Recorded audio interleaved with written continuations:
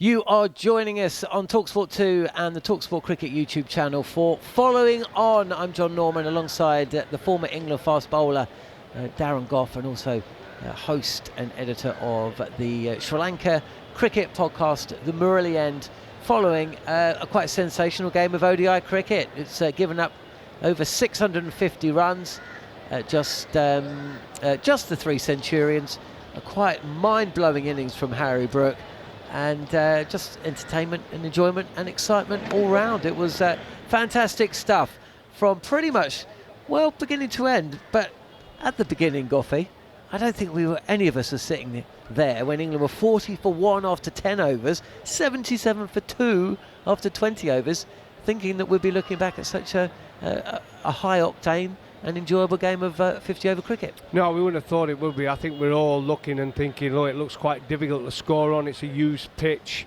We saw the first game, 271, wasn't it, the score. We thought there might be slightly less the scores, but the plan for England was obvious, to get partnerships, keep wickets in hand and score heavily at the end. Well, they did do. So they had that good partnership between Bethel and Joe Root, which was outstanding. Joe Root just does what he does. He came to the crease, he was positive from ball one. He got off the mark, didn't he? First ball, used his feet and just flicked it through the leg side, and it was a fantastic knock. Jacob Bethel played well too. He struggled at times, but he got going eventually and played a useful knock. And then it just was the Harry Brook show. I mean, that's as good an innings you're ever going to see. But all the work was done early on to enable him to come in and play with so much freedom. Yes, he plays like that a lot of the time, but knowing that we're going to end up with a scorer around 270 no matter what. But Harry Brook turned it into a 357, which was way too many on that pitch. It really, really was. Yeah, absolutely. It was an incredible innings from Harry Brook. And, you know, whilst Sri Lanka got on top of England at times and certainly got off to a very, very quick start, they were going at 10 and over for the first 9 or 10. At no point did England buckle in the same way that Sri Lanka did against that onslaught from Brook.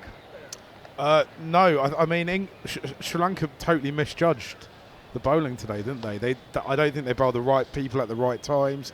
I think this Sri Lanka side had better bowling than the previous two, with Hasaranga coming in for the Seema Madhushan, but they just let Brook in particular and Root just take it away from themselves. What really impressed me about Sri Lanka though today, John, was 357 runs they conceded. They could have come out and tried to do it the same way England did and go, right, keep wickets in hand and let's try and chase it all down in the last 15-20 overs. They didn't do that. They tried to find their own way to do it. They played a brand of cricket that played to their strengths with bat in hand. They didn't let those 357 runs pile up into them mentally.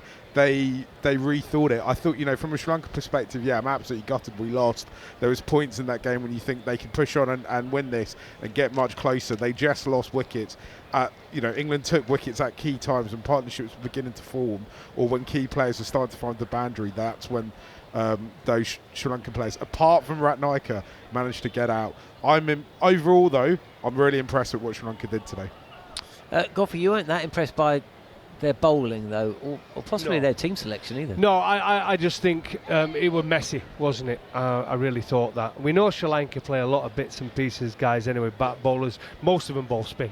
If you went through that whole side, a lot of them that didn't bowl today, they've probably got 10 bowlers in that side, and most of them bowl spin, right? And I just think he just did not captain them as well as he probably could have done today, Sri Lanka. He got it wrong. Some of the field settings were strange. At one point, they didn't even have a mid-on. They didn't have a mid-wicket. The mid-wicket, the time and time again, Hasaranga kept getting hit over there, probably thinking with his leg spin, they're not going to risk hitting him again across the spin, but that was the way of getting off the strike today, was the sweep shot, the cross-bat shots. When it's turning, that's what tends to happen, especially against someone of the class of him. And he just did not rotate his spinners that well today. England did it a lot better. Again, I thought England had too many spinners in their side. 5 of them, and it's always hard to rotate them. Dawson came back well, he got a bit of tap at the start. Jacks came back well, he ended up with decent figures too. Rashid was more expensive than he normally would be, But again, Bethel and Ahmed, it's almost like they're just trying to fit the spinners in, where they could have actually probably had another batter in their side, England, if you're going to find a little bit of a small improvement where they could Opening improve.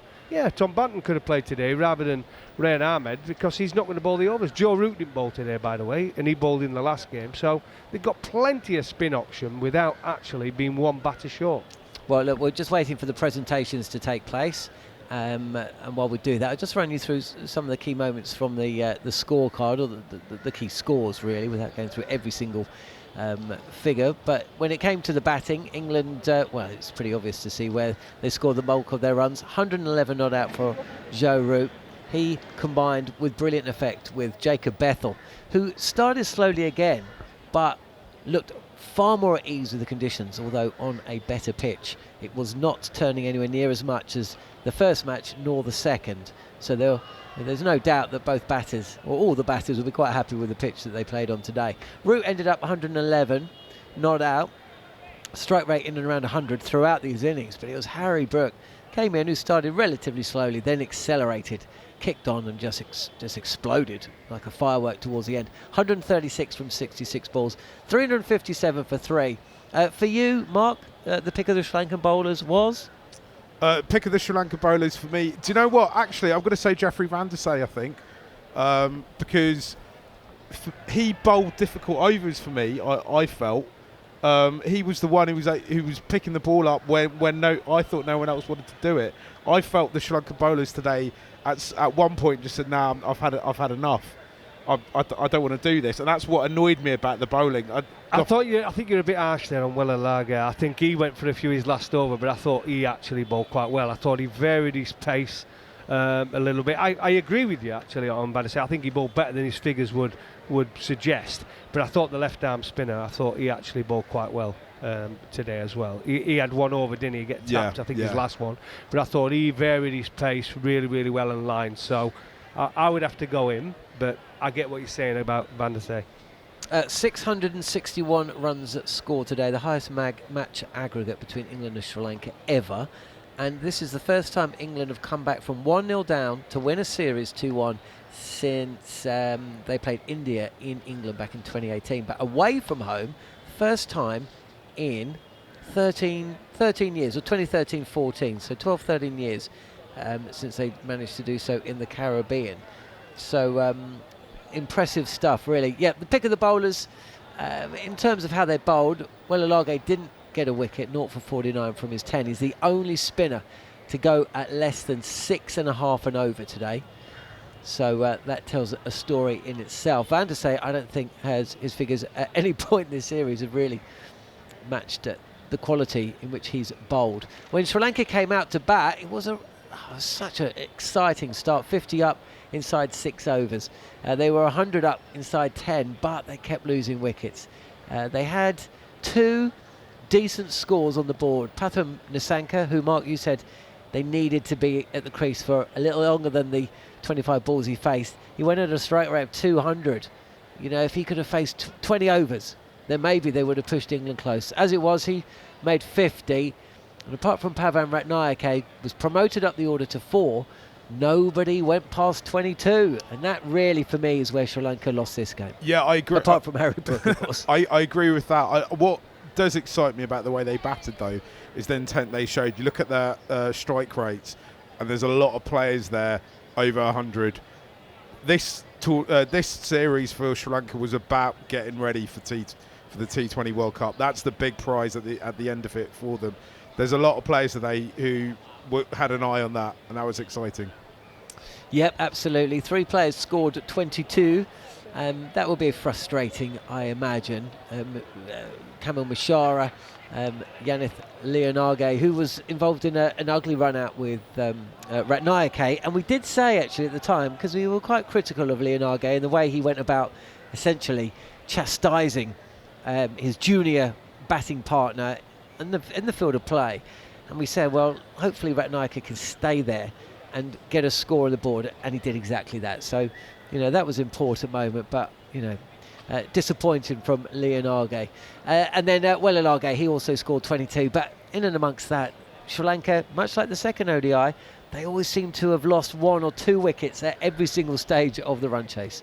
And it just meant England were pretty much not quite in control, but would have been confident throughout the 46 overs that they bowled. I mean, you could look at this from a Sri Lanka perspective, this match and the second one, and say it's a tale of 2 run-outs, isn't it? If Kusal doesn't get run out that second game, if Lianagay doesn't get run out today, then it might be a slightly different score. That run rate might be not as harsh getting into those last kind of 10 or 15 overs.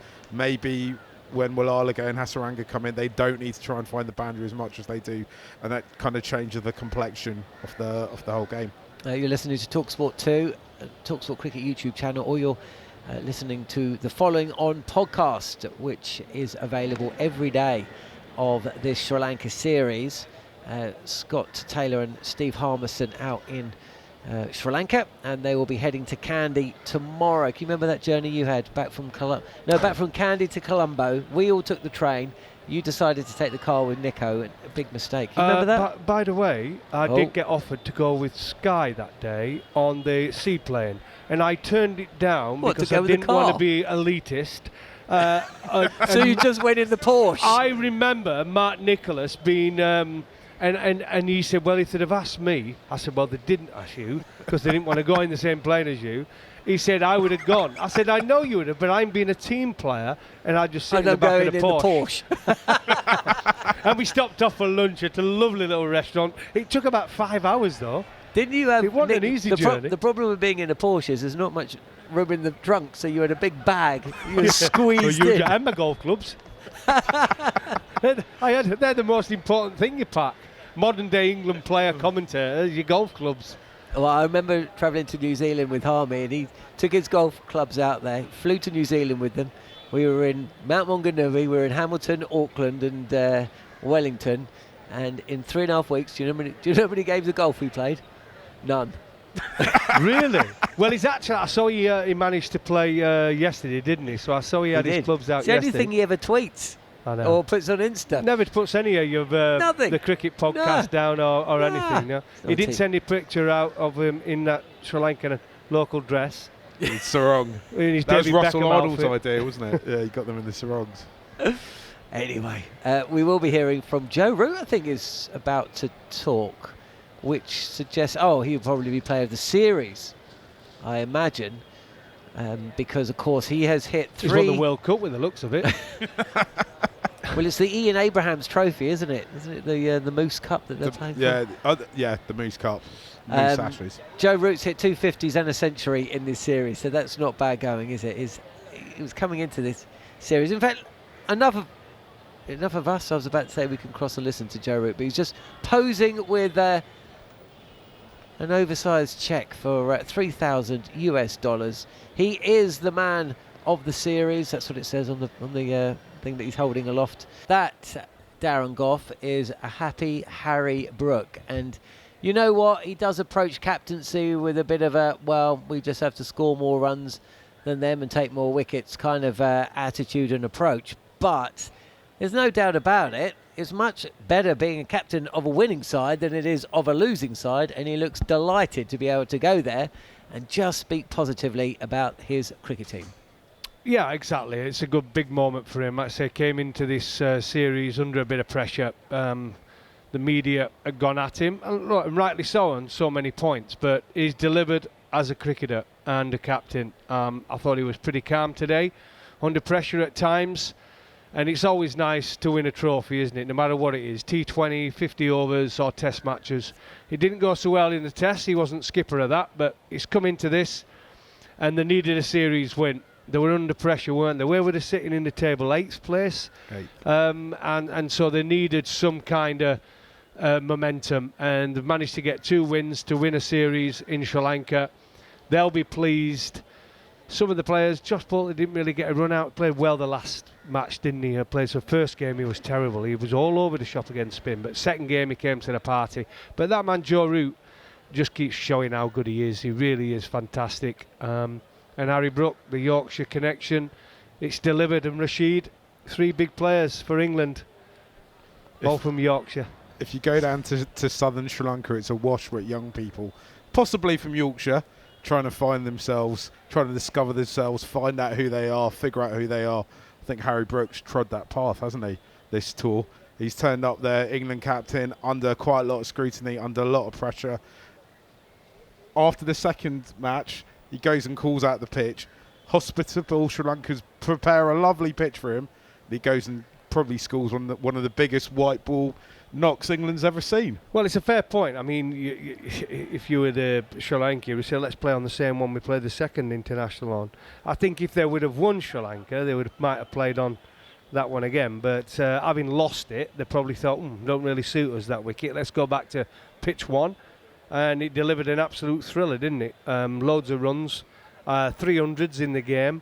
Bowlers wouldn't have liked it, and it played better than we all thought. It actually ended up being an absolute belting pitch. For a series that was meant to be a bit unmemorable, that even the captains kind of couldn't figure out why they were playing it, it ended up being really riveting. What an exciting game today. Brilliant, just brilliant. What about the T20s then, Mark? Goughy, it's just a couple of days away. Friday. 1 o'clock we get underway in the afternoon on talkSPORT 2 and the talkSPORT Cricket YouTube channel. There will be a change in personnel, here or there, not wholesale changes, but what can we expect from Sri Lanka, and of course a different cricket ground as well. I think you'll get hopefully Sri Lanka will be trying to give you a little bit more of what you saw at the top of the second innings today. Fast scoring, trying to find the boundary as much as possible. Pathum Nissanka, Kusal Mendis, Kamil Mishra to watch out for. They're with the ball. Hasaranga's kind of ease back into it today. I'd imagine we'll see Chamira back into it.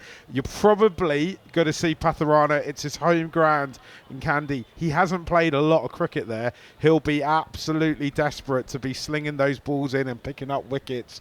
The whole of Sri Lanka is absolutely a buzz with England being there, and they're buzz with the World Cup coming afterwards. They think that they've got a good team, and they think that they can go deep in the tournament. The tournament really starts with them on Friday. Yeah, the conditions suit them. I think with England, it's going to be interesting. Tom Banton's out there. He's going to get some game time. Phil Salt didn't play in the ODIs. He's going to get some game time. Somehow they're going to get these guys in. Jofra Archer, has he been out there now? It looks like Bryden Cass has been covered for the 50 overs. He didn't get any game time. So Jofra Archer has to come in. Josh Tongue, he needs to bowl probably again. Conditions, these are going to be different to what he's used to. And Luke Wood, we've seen him there, 3 ODIs, not bowled a ball. So some of these guys have got to get some game time, and there's only 3 matches. Might be time to rest Adil Rashid for a couple of games, bring him in for the last one, and let's have a look at some of the other cricketers, because I think it's going to be a squad effort, and the guys need to make sure they get some game time. We've seen without game time, players struggle. Time in the middle, it creates consistency. Look at Ben Duckett. Looked a lot better this series by getting time out in the middle. It's just an old school kind of things, really, isn't it? If you play, you're going to get better.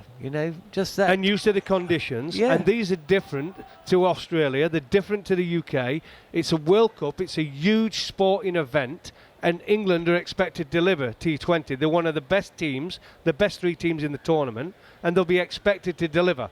Now, they need to make sure these players we've talked about, Banton, Salt, if they're going to be in their plans at all, which I think Phil Salt will be without a doubt. Yeah. Jofra Archer, without a doubt. Josh Tongue could probably come in, but Overton's done so well now, so I think he'll keep his place. But these guys need to get some time out in the middle. Goughy, thank you for your time. Always brilliant to have you on, and the hunt for Test cap number 50, which we believe 25. Is now. Which we now is you were right. It was cap number 50 that was stolen, but it wasn't, because if you remember, Mark asked you, how did you celebrate the 2-test win against the West Indies? And you replied, actually, I lost my cap, it got stolen. But that didn't happen. It was the West Indies. It was after Pakistan the next year. Yeah, I knew it was one of Lords, so I just didn't know which one it was. Exactly, so what did you do to celebrate that 2-day test win? Well, I think we know. That gives you an example. Well, yeah. So it is my 50th test cap. It is your 50th. Well, if anybody's out there and they can trace it down to how I find out where it is, we got the auction company, but I would definitely have not got rid of my 50th test cap, I can assure you. I have got a replacement, but it's not the original one. And now we know, We've seen it on an auction site. Yep, it's out and there. it's been sold It's out there, baby. in Australia somewhere.